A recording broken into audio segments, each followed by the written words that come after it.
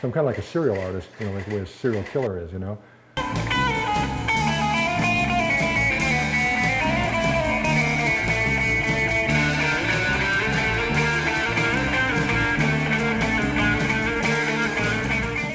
The underground comic book movement really like gave a person like me a place to sort of jump in, because as soon as I went to art school, I hooked up with Ron Cobb, and he had like this sort of thing going on where he was distributing underground art to different papers around the country.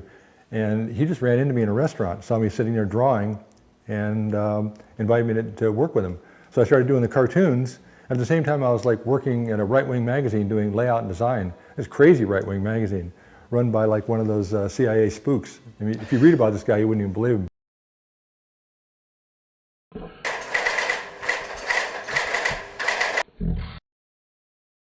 We're going to go through the whole thing. Yeah, we'll catch up. Oh, well, didn't you say that you work with Robert Crumb, right?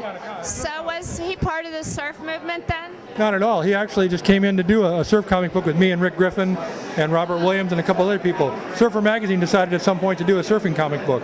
And they wanted to get like underground comic artists, but nobody surfed except for me and Rick. So we got together everybody we knew, and Robert and you know, Robert Crumb and everybody.